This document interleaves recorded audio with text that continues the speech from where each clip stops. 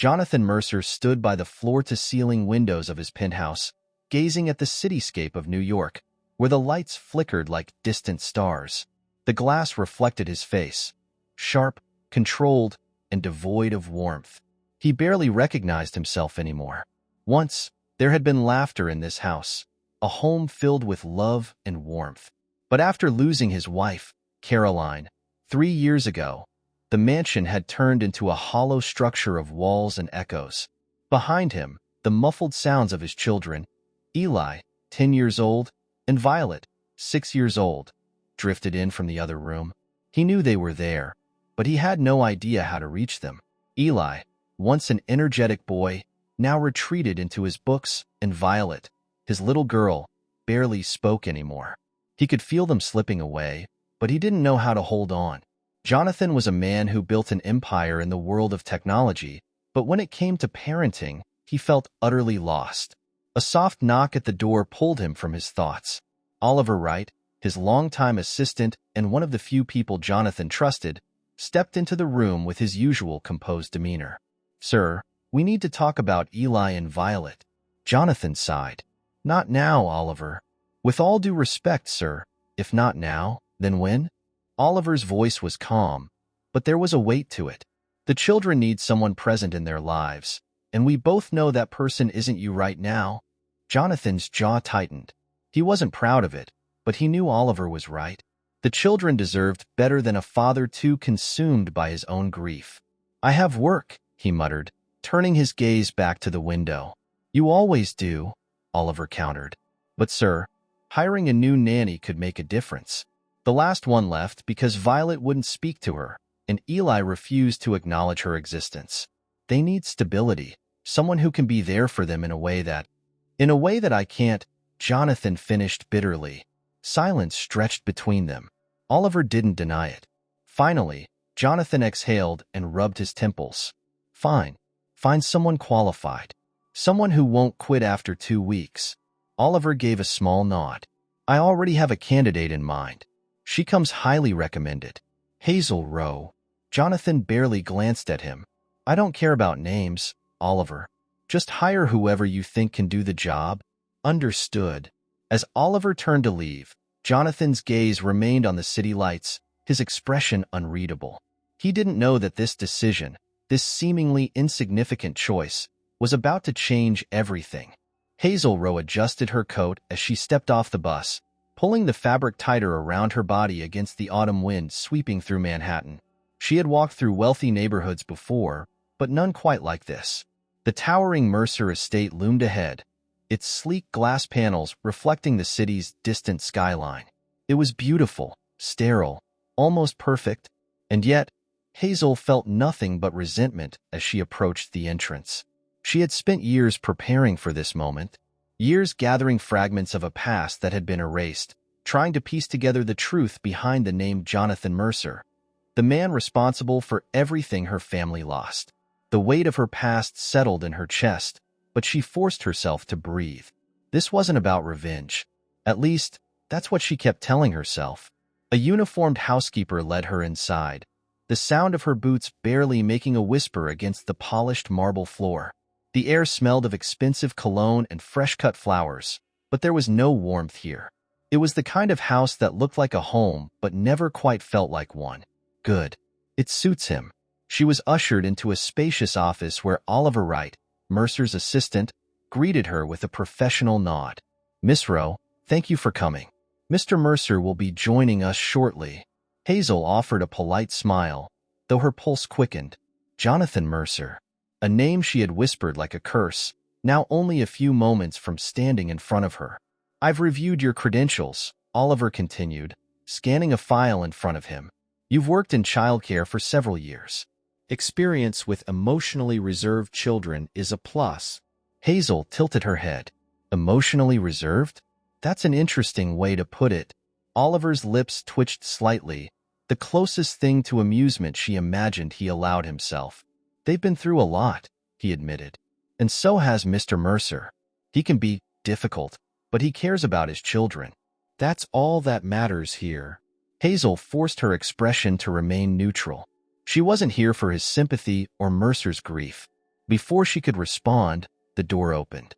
And there he was, Jonathan Mercer. Even if she hadn't seen his face before in articles and news segments, she would have recognized him instantly. The aura of control, the way he carried himself as though the world existed on his terms. Dark hair, sharp eyes that assessed her like she was nothing more than another task to complete. "Miss Rowe," he greeted, voice measured, unreadable. For a moment, her resolve wavered. She had expected arrogance, coldness, but there was something else. A weight in his gaze, a restraint that made her pulse hitch for reasons she refused to acknowledge. "Mr. Mercer," she returned, voice steady. Their eyes met, and Hazel knew. This was going to be much harder than she had anticipated. Hazel followed Oliver down the quiet hallway, her fingers brushing against the strap of her bag. The mansion's grandeur did little to impress her. Its marble floors, high ceilings, and expensive artwork only confirmed what she already knew. Jonathan Mercer lived in a world so far removed from hers that it might as well have been another planet. A cold, pristine, and empty planet. "They're in the playroom," Oliver said, stopping in front of a partially open door. "Eli is more reserved, but Violet, she takes time to trust new people. Be patient with her." Hazel gave a small nod, then stepped inside. The playroom was spacious, filled with shelves of untouched toys, books lined up neatly as if part of a showroom display. In the center sat Eli, his dark curls falling over his forehead as he focused intently on the book in his lap.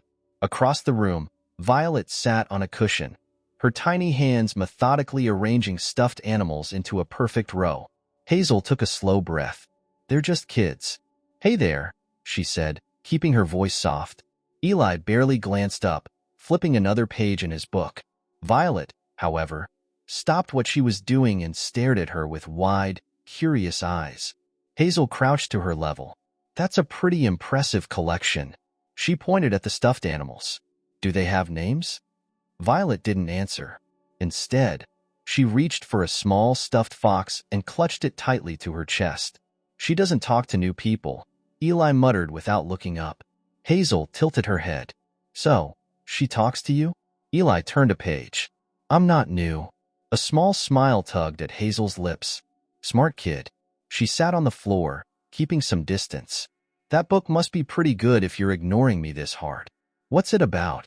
Eli hesitated. Hazel noticed the way his fingers tensed slightly around the edge of the page, like he wasn't used to people asking. "Greek mythology," he said at last. "This one's about Perseus." Hazel raised an eyebrow. "Fighting Medusa, right? You know he wasn't actually the strongest hero, but he was the smartest. That's how he won." Eli finally looked up, his eyes narrowing in cautious interest. "You know about mythology?" Hazel smirked. "Try me." Before Eli could respond, a deep voice cut through the air. "Are you here to make friends, or to do your job?" Hazel turned her head toward the doorway, where Jonathan Mercer stood, arms crossed, watching her with unreadable eyes. She straightened, leveling him with a cool gaze. Didn't realize the two were mutually exclusive. His expression didn't change, but something flickered in his eyes. Annoyance, perhaps, or curiosity. "They are," he said simply. Then, without another word, he turned and walked away. Hazel exhaled slowly. So that's how it's going to be. The Mercer mansion was a labyrinth of glass and steel, every hallway a reflection of wealth and control. Hazel moved through it carefully, keeping her footsteps light as she explored the areas she hadn't yet been shown. She wasn't snooping, at least, that's what she told herself. But being in his house, was stirring something inside her, something restless and unfinished. Then she saw it. A large painting hung at the end of the hallway, an abstract piece, modern and calculated, like everything else in the Mercer estate. But Hazel's sharp eyes caught something else. A slight indentation in the wall behind it, a barely noticeable gap along the edges. A hidden panel. Her pulse quickened as she approached, running her fingers along the frame. With a subtle push, the painting shifted slightly, revealing a covert safe embedded in the wall. The sight of it sent a chill through her. What is Mercer hiding? She exhaled slowly, pressing her palm against the cold metal surface. She didn't need to open it to know what this meant. Jonathan Mercer was a man of secrets, and secrets, she had learned long ago, always had consequences. A memory surfaced, unbidden and sharp. Flashback, 12 years ago. Hazel sat on the wooden steps of a run-down apartment complex, her legs drawn to her chest as she watched her father pace. His hands trembled, gripping a crumpled letter. Words scrawled in bold, indifferent ink. Termination. Fraud allegations. Legal proceedings pending. "I didn't do this," he muttered under his breath, voice shaking. Hazel, barely 13, didn't understand everything, but she understood enough. She understood the desperation in his eyes, the way his shoulders sagged like the weight of the world had just caved in on him. "Dad," she whispered. He sank down beside her, clutching the letter so tightly it nearly tore. "They took everything, Hazel. Everything. His company, his reputation, shattered overnight by a decision made far above him. By someone with power, someone untouchable, someone named Mercer." Hazel blinked back to the present, her jaw tightening. The past was never really gone. It lived in the echoes, in the spaces between then and now. And standing here, in his house, she felt the weight of it pressing down on her. She curled her fingers into a fist and forced herself to step away from the safe. "You are not here to get comfortable," she whispered under her breath. "You are here to find the truth. To make him pay." The luxurious world around her, the fleeting moments of curiosity, the unexpected pull she felt toward the Mercer children, none of it could matter. Because Jonathan Mercer was the enemy, and she had no intention of forgetting that. Hazel sat at the kitchen island, flipping through a children's book as Violet pressed closer to her, listening intently. The little girl had yet to say much, but the way she leaned into Hazel's warmth told her enough. Trust was forming, slow but real. Across the room, Jonathan Mercer stood near the floor-to-ceiling windows, his posture rigid as he observed them in silence. Hazel had noticed something over the past few days. Jonathan wasn't as detached from his children as he wanted the world to believe. He was always near, always watching, even if he never quite stepped into the light. His hands often flexed at his sides, as if he wanted to reach out to them but didn't know how. Maybe he's just as lost as they are. That thought unsettled her. She had come here to hate him, to see him as nothing more than the ruthless businessman who had destroyed her father's life. But now she saw something else. Something complicated. "You're surprisingly good with them," Jonathan said suddenly, pulling Hazel from her thoughts. She glanced up at him, arching an eyebrow. "Surprisingly? They don't usually warm up to new people." His voice was calm, but there was a quiet tension beneath it. Kids can sense when someone actually cares. Hazel closed the book and met his gaze head-on. "You should try it sometime." His jaw tightened. "I provide for them. Money isn't the same as presence." Jonathan exhaled sharply, stepping closer, his expression unreadable. "You think you have me all figured out, don't you?" Hazel tilted her head, not backing down. "I think you want people to believe you don't care, but you do. You just don't know how to show it." A flicker of something passed through his eyes. Annoyance, maybe even recognition. But then, just as quickly, it was gone. "Be careful, Miss Rowe. I don't appreciate people making assumptions about me." His voice was lower now, edged with warning. Hazel felt her pulse quicken, though not out of fear. It was something else entirely. The air between them shifted, crackling with an energy neither of them seemed willing to acknowledge. "Noted," she murmured, though she didn't look away. For a moment, neither of them spoke.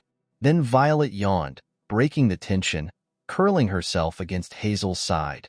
Hazel stroked the girl's soft hair, but her gaze remained locked with Jonathan's. He was the first to break, looking away as if pulling himself back into control. "Keep doing your job, Miss Rowe," he said before turning on his heel and walking away. Hazel exhaled slowly. Hatred was easy. Whatever this was dangerous. The house was quiet that evening, the usual distant sounds of the city muffled by the Mercer mansion's thick walls. Hazel stood in Jonathan's office, her fingers skimming over the smooth mahogany desk. She had no business being here. Not now, not like this. But something had been gnawing at her since she found the hidden safe days ago.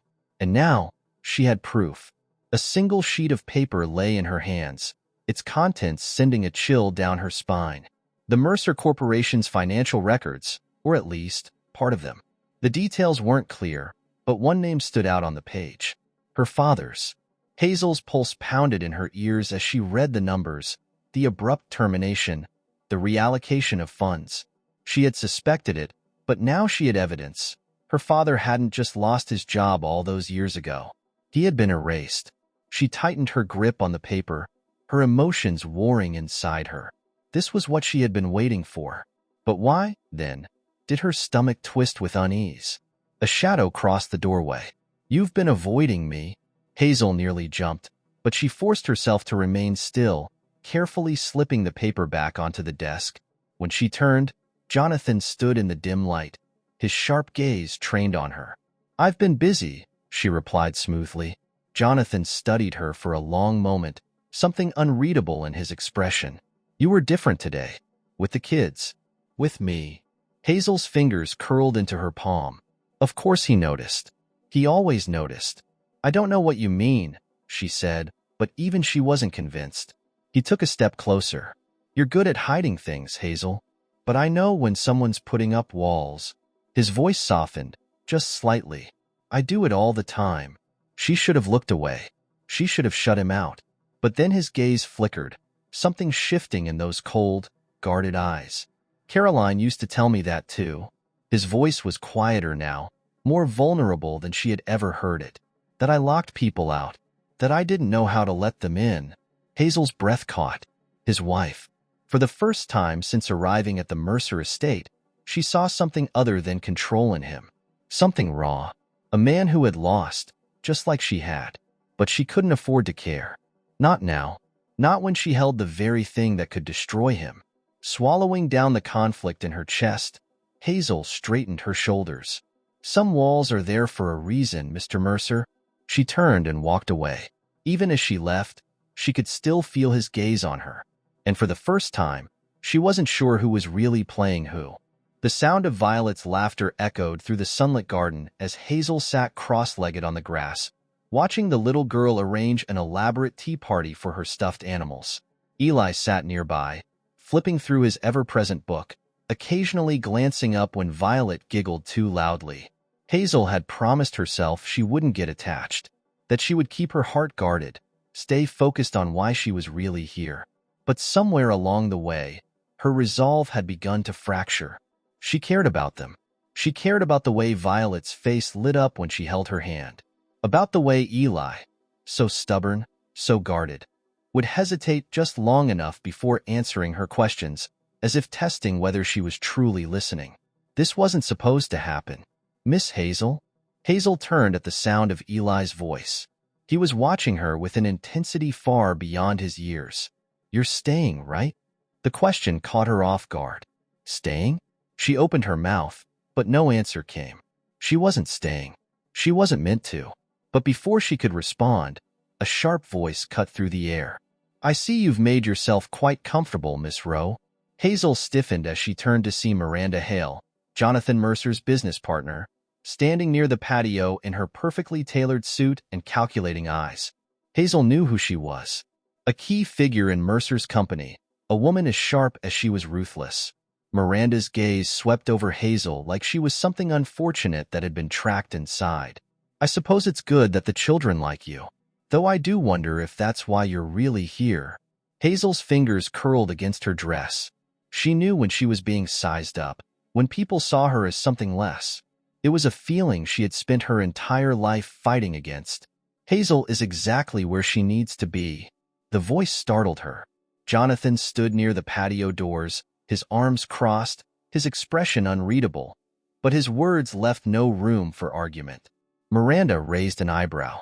"You're quite defensive of your new nanny." "Because she's doing her job," Jonathan replied evenly. "And doing it well. I won't have anyone questioning that." Hazel's breath caught. Jonathan Mercer just defended her. He wasn't supposed to. He wasn't supposed to notice her at all. But he had. Miranda's lips pursed. But she didn't push further. Instead, she gave Hazel one last scrutinizing look before turning away. As soon as she was gone, Hazel exhaled slowly. You didn't have to do that. Jonathan's gaze flickered toward her. She was out of line. Hazel wanted to argue, to tell him she could handle herself. But something about the way he looked at her, steady, controlled, made her heart stammer. "Thank you," she murmured. A long pause. Then, "You're good with them." Hazel swallowed. "I know." Another silence stretched between them, charged, heavy. Hazel turned away first, back to the children. But the unease in her chest wasn't from Miranda's words. It was from the terrifying realization that she wasn't sure where her hatred for Jonathan ended, and where something else entirely had begun. The Mercer estate had never felt quite so alive. The usual cold, pristine walls now pulsed with the low hum of conversation, the clinking of champagne glasses, and the soft notes of a piano drifting through the grand dining hall. Hazel moved carefully through the room, a shadow among the elite, balancing a tray of wine glasses as she helped the catering staff. She wasn't supposed to be here, not like this. But with the last-minute chaos of the evening's charity gala, Oliver had asked for her help, and she couldn't exactly refuse without drawing unnecessary attention. Across the room, Jonathan Mercer stood in his tailored black suit, speaking to a group of executives. He was the center of the conversation, as always, calm, unreadable, utterly in control. But then, his gaze flicked to her. Hazel's breath hitched.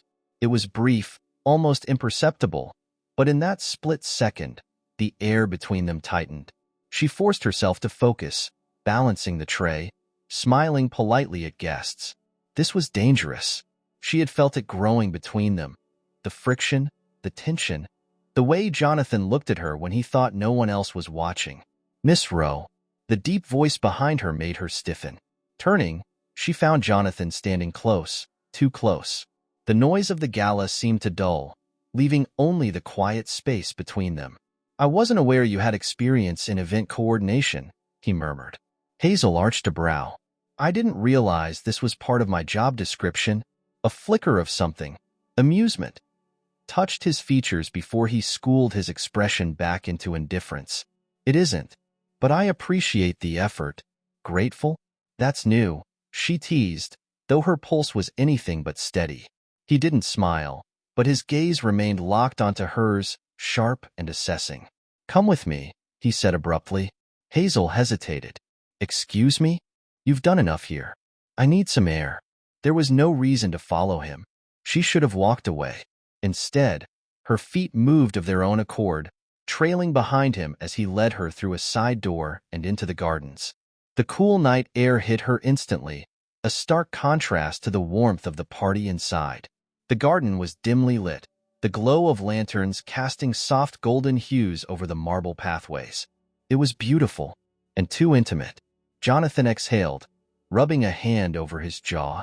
"I hate these events." Hazel crossed her arms. "Because people expect you to act human?" His lips twitched, barely. Something like that. A breeze rustled through the trees, and Hazel suddenly felt the weight of his gaze on her again. This time, she didn't look away. "You do that a lot," he said quietly. "Do what?" "Challenge me." Hazel swallowed. The air between them had shifted, charged, electric. It wasn't supposed to be like this. She was supposed to hate him, to destroy him. And yet, Jonathan took a slow step forward.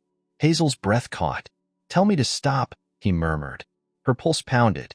Every rational thought screamed at her to push him away, to remind herself of why she was really here. But she didn't move.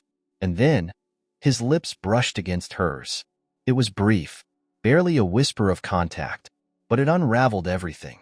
The second it happened, Jonathan pulled away, his breath uneven. Hazel's hands curled into fists at her sides, her mind racing. "This was a mistake," he said, voice taut. Her heart slammed against her ribs. "Yes." And yet neither of them moved. Neither of them looked away. And that was the real mistake. The cafe rooftop overlooked the city skyline, the late afternoon sun casting golden streaks over the distant skyscrapers. Hazel wrapped her coat tighter around herself, the cool wind sending a shiver down her spine. She shouldn't have come here. She knew that. Yet, when Daniel Walsh's message had arrived, brief, cryptic, urgent, she hadn't been able to ignore it. Now, as she waited, her fingers curled against the metal railing, a quiet tension creeping through her body. Why now? For years, she had known Daniel Walsh only as a name attached to Mercer Industries.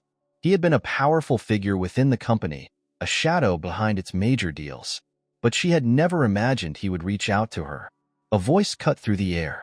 "You're just as stubborn as your father was." Hazel turned sharply to see Daniel Walsh approaching, his every step controlled, deliberate. He looked exactly as she expected.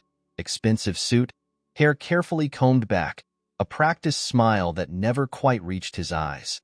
"I see you came alone," he noted, settling into the chair across from her.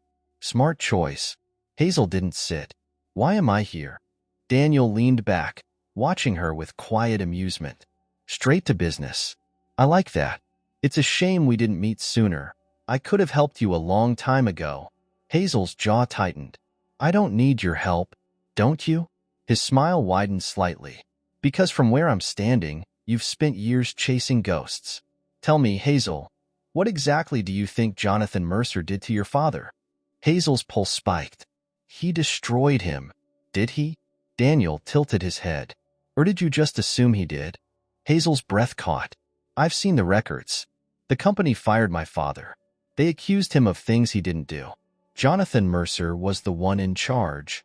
"No," Daniel said simply. "He wasn't." The world seemed to slow. Hazel stared at him. "What?" Daniel exhaled, drumming his fingers against the table. "Jonathan Mercer may have been the face of the company, but he wasn't the one who made the call to remove your father. That decision was mine." Hazel's heartbeat roared in her ears. "You're lying." "Am I?" Daniel arched a brow. "Mercer doesn't personally handle every executive decision, Hazel. He was a figurehead in that deal, nothing more. Your father was collateral damage in a business move that benefited me." Hazel's hands curled into fists. "Why are you telling me this?" "Because you're useful." Her stomach twisted. "What do you want?" Daniel leaned forward slightly, his expression darkening. "Mercer and I have unfinished business. And you, Hazel?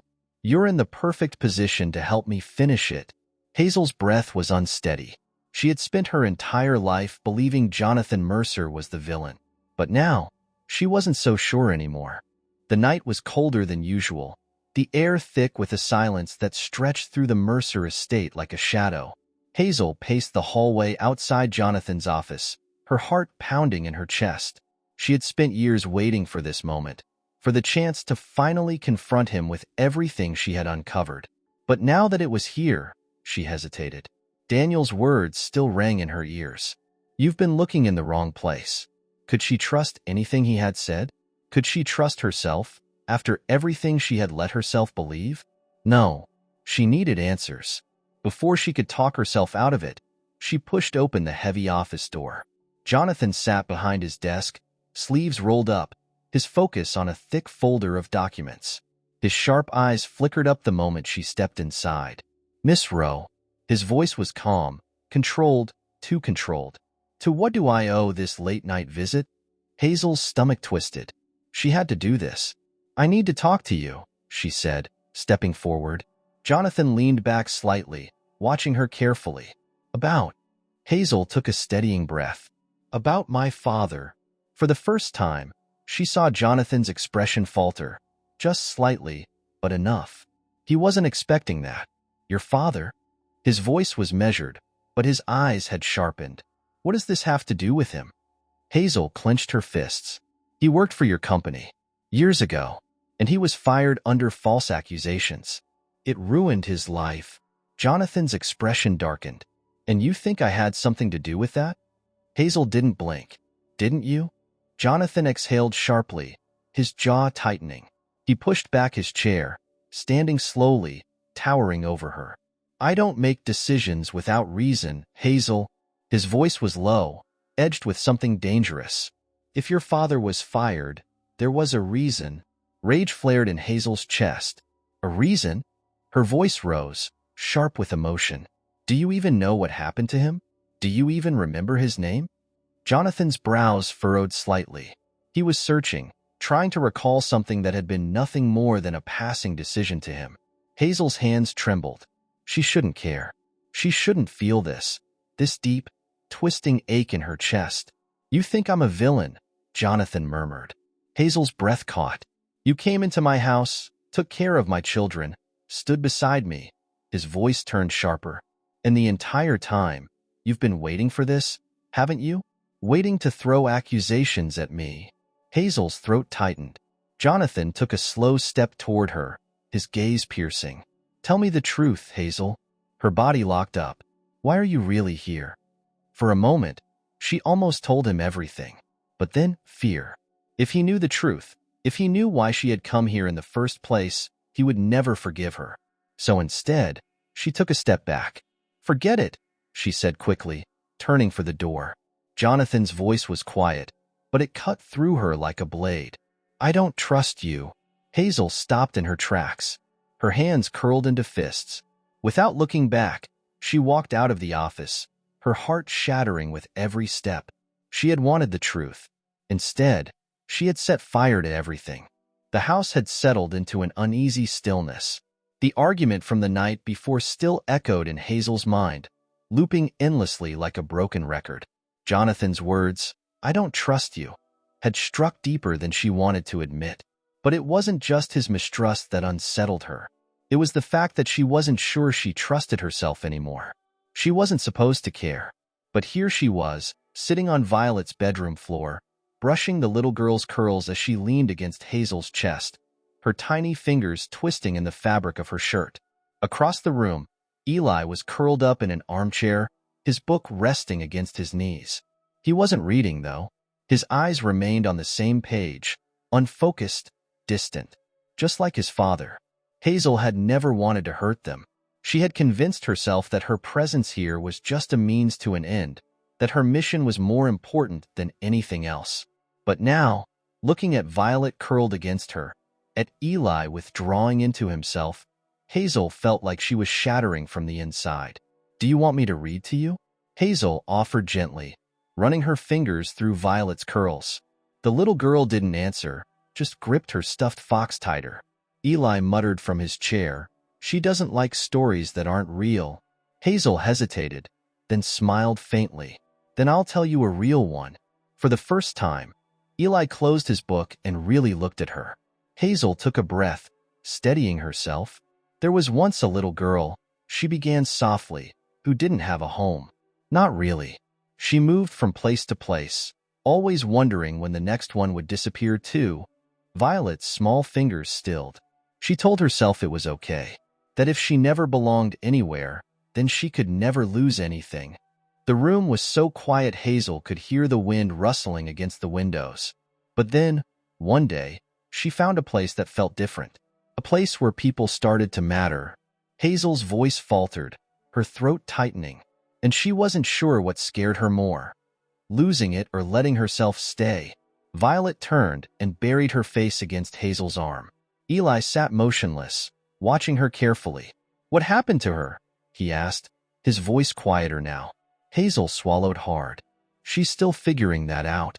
The words hung between them, heavy, real.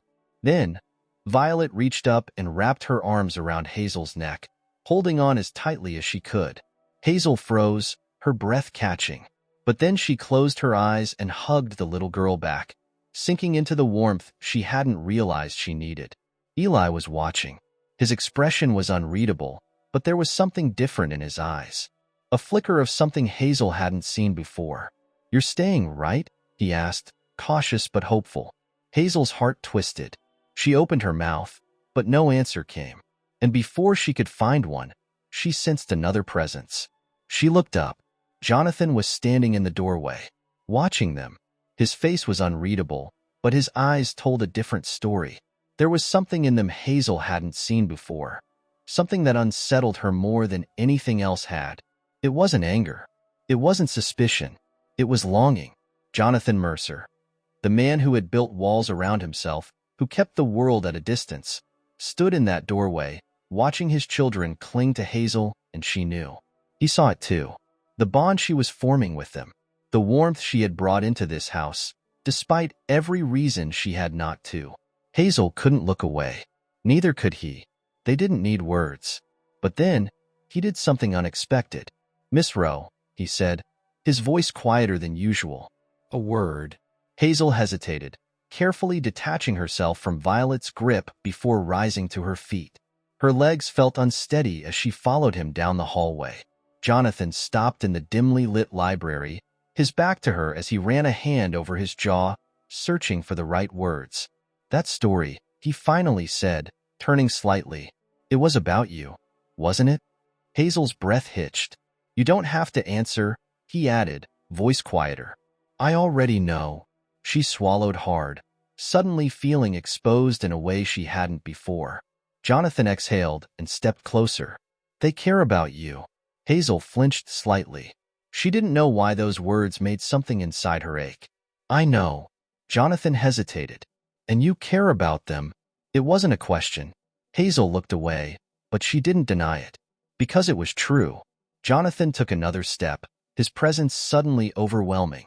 "What are you doing here, Hazel?" he asked, his voice quiet, almost pained. Hazel's breath caught. She stopped herself. She had no answer. Or maybe she had too many. She had come here for revenge, but she had stayed for them. For Violet's quiet trust. For Eli's guarded hope. And now for him. Hazel's hands trembled slightly. Jonathan's gaze dropped to them, then back to her face.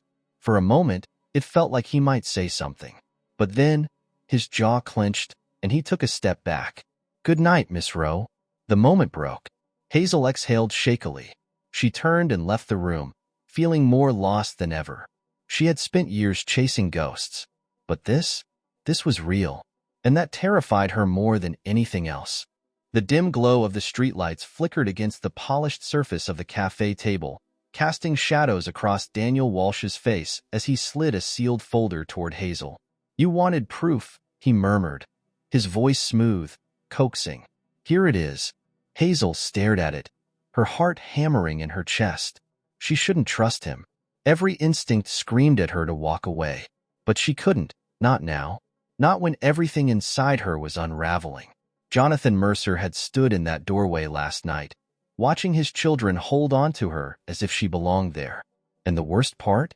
A piece of her had wanted to believe it. "What's in here?" she asked, her voice tight. Daniel leaned back, a slow smile tugging at his lips. "Everything you've been looking for. The truth about what happened to your father." The paper trail proving Mercer knew exactly what was happening, that he signed off on it. Hazel's stomach twisted. "You told me before that Mercer wasn't responsible." Her voice wavered slightly, but she forced herself to keep her tone even. "That it was you." Daniel sighed dramatically, swirling the last of his whiskey in his glass. "Technically, I orchestrated it, but Mercer let it happen. He could have stopped it. He didn't." He gestured toward the folder. "It's all in there, Hazel. But if you don't believe me, go ahead. See for yourself." Hazel's fingers hesitated on the folder's edge. The paper inside felt heavier than it should have, like it held the weight of her past, her father's pain, her own misplaced anger. Daniel watched her carefully, his expression unreadable. "You're hesitating," he observed. "Why?" Hazel's throat felt tight. Why? Because a part of her wasn't sure she wanted this anymore. Because last night, when she had felt Jonathan's eyes on her, when his voice had softened, when the walls between them had cracked for just a second, she had seen something she wasn't prepared for. Something human. Something broken. "I just need time," she murmured, standing abruptly. Daniel's expression darkened slightly, but he covered it with a smirk. "Of course. But don't wait too long, Hazel. The truth has a way of slipping through your fingers if you let it." Hazel stood in front of Jonathan's office door, her pulse pounding as she clutched the folder in her hands. She shouldn't be doing this. She had spent years preparing for this moment. She had wanted it so badly she could taste it. But why, then, did it feel so wrong? Taking a steadying breath, she knocked. "Come in." The sound of his voice made something in her chest tighten. Hazel stepped inside. Jonathan was standing near his desk, sleeves rolled up, his hair slightly tousled like he had been running his hands through it in frustration. The sight of him, so unguarded, so human, made her hesitate. "What is it?" he asked, his eyes scanning her face. Hazel's grip on the folder tightened. I found something. Her voice came out steadier than she felt. Jonathan's brow furrowed. What kind of something? She hesitated for half a second too long. Jonathan's expression changed instantly. The guarded steel dropped over his face like a mask snapping into place. What have you been looking for, Hazel? Her breath caught. What? Don't play games with me. His voice was calm, but too calm. Like he already knew. Like he had been waiting for this moment. I want to know exactly what you think you found. Hazel swallowed hard, setting the folder down on his desk. Read it. Jonathan didn't move. His eyes burned into hers. Where did you get this? He asked quietly. Hazel hesitated. Daniel gave it to me. Jonathan laughed. A sharp, humorless sound. Of course he did. Hazel's stomach twisted. You knew, she realized. Jonathan exhaled sharply, dragging a hand through his hair. I knew you were hiding something, that you weren't just some nanny looking for a job. But I let it go because I saw how you were with my children. I saw you with Violet, with Eli. His voice broke off, his jaw tightening. Hazel's breath caught. I thought you were different. The words sliced through her. Jonathan reached for the folder, flipping it open. His eyes scanned the documents, his expression unreadable. Then, he stilled. Something flickered across his face. A shadow of recognition. A realization. His hands tightened around the pages. This is a setup, he murmured, barely audible. Hazel's pulse spiked. What? Jonathan's gaze snapped up, his voice sharper now. Daniel played you, Hazel. This. He held up the documents, shaking them slightly. This is fabricated. Hazel's stomach dropped. No, she whispered. That's not possible. Jonathan's jaw clenched. You think I don't recognize my own company's documents? The dates don't match. The signatures are wrong. Daniel fed you exactly what you wanted to see. Hazel took a shaky step back. No, she said again, weaker this time. Jonathan let out a humorless laugh, tossing the folder onto the desk. He used you, and you let him. The words cut deeper than they should have. Hazel felt sick. She had played right into Daniel's hands. Jonathan's stare was cold now. Were you ever planning to tell me the truth? Hazel's chest tightened. I don't know, she admitted, her voice barely above a whisper. Jonathan exhaled sharply, shaking his head. Get out, Hazel. Her breath caught. Jonathan. Get out. His voice was sharp, final. Hazel's hands trembled. She wanted to fight, to explain, to say something that would make this moment not what it was. But she couldn't, because she had destroyed everything. Turning on her heel, she walked out. With every step, her heart fractured more. And this time, she knew there was no going back. The night air was sharp against Hazel's skin as she stood outside the Mercer estate, the weight of Jonathan's final words still ringing in her ears. Get out, Hazel. She had known this moment would come, had told herself, promised herself, that when it did, she wouldn't care, that she would walk away without looking back. But it hurt. The mansion, once just a battlefield in her carefully laid plan, now felt like something else. A home she had no right to claim. Eli, Violet. They would wake up tomorrow and find her gone. The thought nearly broke her. The heavy gates closed behind her with an echoing finality, and Hazel forced herself to keep walking. She wouldn't cry. She wouldn't break. But as she reached the edge of the driveway, a car was waiting for her. And inside it, Daniel Walsh. Hazel's breath froze. He rolled down the window, his face illuminated by the dim glow of the streetlights. He didn't look surprised to see her. He had been expecting this. Rough night? His voice was smooth, insufferably amused. Hazel's hands clenched at her sides. You set me up. Daniel sighed dramatically. You say that like it's a bad thing. Hazel's stomach twisted.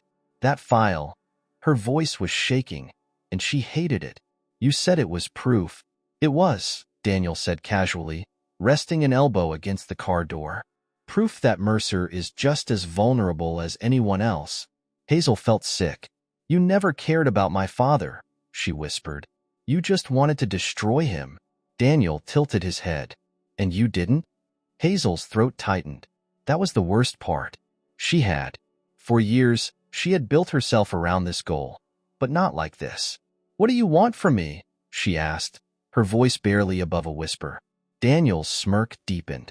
Nothing anymore. You already did exactly what I needed you to. Hazel's breath caught. What did you do? Daniel glanced at his watch. Oh, you'll see. Then, with a casual nod, he rolled up the window and drove away, leaving Hazel standing there, her world crashing down around her. Jonathan sat behind his desk, staring at the news headline flashing across his tablet screen. CEO Jonathan Mercer under investigation for corrupt business dealings. Former employees accuse Mercer of falsifying documents. Bribery allegations arise. Jonathan exhaled slowly, pressing his fingers against his temples. Sir, Oliver's voice was measured, but Jonathan could hear the tension behind it. This isn't just another tabloid scandal. It's been coordinated, timed. Someone wanted this out. Jonathan already knew who. Daniel, he murmured. Oliver nodded grimly. It looks like he had help. Jonathan's chest tightened. He knew exactly who that was. Hazel. Hazel sat on the edge of her motel bed, her phone clutched in her shaking hands. She scrolled through the headlines, her stomach dropping further with every word. She had walked into Daniel's trap. And now, Jonathan. The man she had wanted to destroy. Was the one being torn apart. A part of her had thought that even if he hated her, at least she had done the right thing. But this wasn't justice. It was revenge, and she had played right into it. Her hands trembled as she dialed a number she had no right to call. Jonathan wouldn't answer. She knew that, but she had to try. The line rang. Once, twice, then, "Don't call me again." The line went dead. Hazel closed her eyes, her breath shuddering. She had lost. But worse, so had he. The city pulsed around Hazel as she walked toward the towering glass structure of the news station, her reflection flickering in the massive windows. The air was heavy with late-night humidity, but a chill ran through her anyway. She was about to burn everything down, including herself. Her hands trembled at her sides, but she clenched them into fists, grounding herself. This wasn't about fear anymore. It wasn't even about revenge. This was about doing the right thing, something she had failed to do from the start. Jonathan Mercer was innocent. He wasn't the man she had convinced herself he was. He wasn't the villain of her story. But now, thanks to her, the world had been made to believe he was. She pushed through the revolving doors, her heart slamming against her ribs. The receptionist looked up, surprised by the late-night visitor. But before she could speak, Hazel's voice came out, strong despite the tremor beneath it. "I need to speak to your producer. Now." The woman hesitated, eyes flickering over Hazel's pale face, her wide, determined eyes. She must have recognized her. Everyone had seen the scandal by now. "Wait here," the woman finally said, picking up the phone. Hazel didn't wait. She knew if she stopped moving, she might rethink this. She might run. But she couldn't afford to run anymore. A security guard took her through the back hallways, leading her toward the broadcasting studio. The newsroom was alive with activity. Phones ringing, reporters rushing between desks, screens flashing with Jonathan's face beneath damning headlines. Fraud, corruption, deception. Hazel's stomach twisted as she saw those words next to his name. She had let this happen. "Miss Rowe," a crisp voice cut through the chaos, and she turned to see a tall woman in a fitted blazer watching her carefully. "You're a little late to be requesting an interview." "I don't want an interview." Hazel lifted her chin. "I want to go live. Right now." The woman's lips twitched in amusement. "That's not how this works. We don't just. I have information that will change everything." Hazel's voice was sharp, urgent. "The accusations against Jonathan Mercer? They're fake. I have proof." That got the woman's attention. Minutes later, Hazel was in a chair. A microphone clipped to her blouse, a countdown blinking red before her. 5 seconds. 4. 3. The cameras rolled, and Hazel told the truth. She told them about Daniel Walsh, about how he had fed her lies, about how she had walked into his trap like a fool.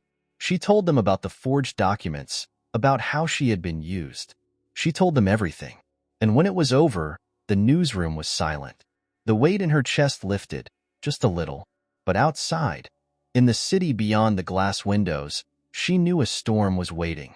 The interview aired that night, and by morning, the media world had turned upside down. Hazel didn't sleep. She sat in a dingy motel room, her phone buzzing nonstop. Unknown numbers, journalists, people demanding more details. She ignored them all. But there was one call she was waiting for, and it never came. Jonathan Mercer didn't call, didn't text, didn't say anything. Hazel didn't know if he would ever forgive her. But she hadn't done this to be forgiven. She had done it because, for the first time in years, she wanted to be the person her father would have been proud of. That had to be enough, didn't it? The rain hadn't stopped. It had been falling for hours, relentless and steady, washing over the city in cold sheets. The streets glistened under flickering streetlights, their reflections distorted in puddles as Hazel walked, her steps slow and hesitant. She had nowhere to go. Not really. For the past few days, she had been trapped in a limbo of her own making, holed up in a rundown motel, waiting for something, anything, to happen. But Jonathan never called. She had known he wouldn't. She had destroyed everything. She told herself she had done the right thing, exposing Daniel, clearing Jonathan's name. But the emptiness in her chest told her it hadn't been enough. Because the truth was, Jonathan had every right to hate her. And maybe he did. A sharp knock at the door made her freeze. Her heart pounded against her ribs. No one knew she was here. Unless... She rushed to the door, her hands trembling as she unlocked it. The moment it swung open, her breath caught in her throat. Jonathan stood there. His hair was damp from the rain, his jaw clenched, his clothes slightly disheveled as if he had been running his hands through his hair in frustration. His eyes, dark, stormy, pinned her in place. Hazel opened her mouth, but nothing came out. They stood there for a long moment, the only sound between them the steady rhythm of the rain outside. Finally, Jonathan spoke, his voice low, measured, but sharp enough to cut through her defenses. "You should have come to me." Hazel swallowed, her throat tight. "I didn't think you'd want to see me." Jonathan exhaled, shaking his head slightly. "That's not the point." She didn't know what to say, didn't know how to fix this. Jonathan stepped inside, his presence overwhelming the tiny space. The motel room felt even smaller with him in it, the walls pressing in. "You thought I wouldn't believe you." His voice was quieter now, not angry, just tired, wounded. Hazel felt the weight of it, of all the damage she had caused. "I thought you hated me," she admitted, her voice barely above a whisper. Jonathan let out a sharp breath, raking a hand through his hair. "Do you know what it felt like?" His voice wasn't cold, but it wasn't warm either. "Watching you stand there, knowing you had been lying to me the whole time?" Hazel's chest ached. "I know I hurt you." Jonathan's jaw tightened. "I wanted to hate you." His voice was raw, stripped of the usual control he carried. "I tried to. But then you went on national television and burned yourself to the ground for me." Hazel's breath hitched. Jonathan shook his head, his hands flexing at his sides. "Why would you do that?" She could have said so many things. That she had been trying to make things right. That she owed him the truth. But none of those were the truth that mattered. "Because I love you." The words hung between them, heavy and irreversible. Jonathan stilled. For a moment, Hazel thought he might walk away. That he might look at her the way he once had, like she was just another mistake. But then, he was there, closing the space between them. His hands framed her face, his touch firmer than before, more certain. His breath was uneven, and then, his lips crashed against hers. It wasn't careful. It wasn't hesitant. It was desperate, raw. A battle of emotions neither of them knew how to name. Hazel melted against him, her hands fisting in the fabric of his jacket as he pulled her closer, like he had been holding back for far too long. When they finally broke apart, Jonathan's forehead rested against hers, his breath still shaky. "I never wanted to feel this again," he murmured. His voice was hoarse, vulnerable. "I never wanted to love again." Hazel's fingers curled against his chest. "And now?" Jonathan let out a breath, a long, unsteady exhale. His fingers traced the line of her jaw, slow and deliberate. "Now, I don't have a choice." Hazel closed her eyes, letting the truth of it sink into her bones. For years, she had convinced herself that love had no place in her life, that vengeance would fill the void inside her. But this was what had been missing all along. She had spent so long trying to destroy something that she hadn't stopped to realize. She had been trying to protect herself from this very moment. Jonathan pulled back slightly, his eyes searching hers, looking for something she wasn't sure she could give him yet. "You're not going to run again, are you?" His voice was softer now, but still edged with that rawness. Hazel hesitated, not because she wanted to run, but because running was all she had ever known. "No," she whispered. "Not this time." Jonathan studied her for a long moment before nodding. He reached for her hand, threading his fingers through hers. It wasn't perfect. They weren't perfect, but they had survived the worst of it. And maybe, just maybe, they could survive everything else too. The morning air was crisp, the sky painted in soft shades of dawn as the world slowly stirred awake. But inside the Mercer penthouse, time felt frozen. Hazel sat on the edge of the plush sofa, her hands wrapped around a steaming cup of coffee that she had barely touched.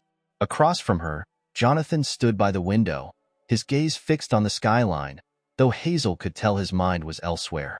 The weight of everything they had been through lingered between them. The lies, the betrayals, the truth finally coming to light. And now, after all of it, they were here, together. A faint buzz broke the silence, and Jonathan turned, reaching for his phone. He glanced at the screen, his expression tightening before he answered. "Oliver." His voice was calm, controlled, but Hazel knew him well enough now to hear the tension beneath it. She watched as he listened, his brows furrowing slightly. Then, after a few seconds, he let out a long breath. "And Daniel?" Hazel sat up straighter at the name. Daniel Walsh. The man who had orchestrated everything, who had played her like a pawn in his personal war against Jonathan. Jonathan's lips pressed into a thin line as he listened. Then, finally, he nodded. "Good. Keep me updated." He ended the call and turned to Hazel, his expression unreadable. "He's been arrested." Hazel's grip tightened around her mug. It was over. Daniel's downfall had come swiftly after her televised confession. With the fake documents exposed, with former employees stepping forward, with the company's internal audits revealing his web of deceit, there had been no way for him to slither out of this one. He had built his power on manipulation, on carefully crafted lies. But in the end, the truth had buried him. She should have felt relief, should have felt vindicated, but all she felt was exhaustion. Jonathan crossed the room and sat beside her, his presence solid, grounding. "It's over," he said quietly. Hazel let out a shaky breath. "Is it?" Jonathan turned toward her fully, his gaze steady, unwavering. "For him, yes. But for us," he hesitated, as if carefully choosing his next words. "There are still things we need to figure out." Hazel swallowed, nodding. She knew this moment was coming, the conversation about what came next. Because as much as she had fought it, as much as she had told herself she was here for revenge, Jonathan had become something else entirely to her. And now that there was no battle left to fight, she didn't know where that left them. "There's something else," Jonathan said, his voice quieter now. Hazel turned to him, her heart pounding slightly. "The truth about your father." She froze. Jonathan reached for a folder on the coffee table, sliding it toward her. "I had Oliver dig deeper. I thought you deserved to know everything." Hazel's breath was shallow as she hesitated, staring at the folder like it might burn her fingers. For so long, her father's downfall had defined her. The loss, the injustice, it had shaped every part of who she had become. And now, the truth was sitting right in front of her. Slowly, she opened the folder.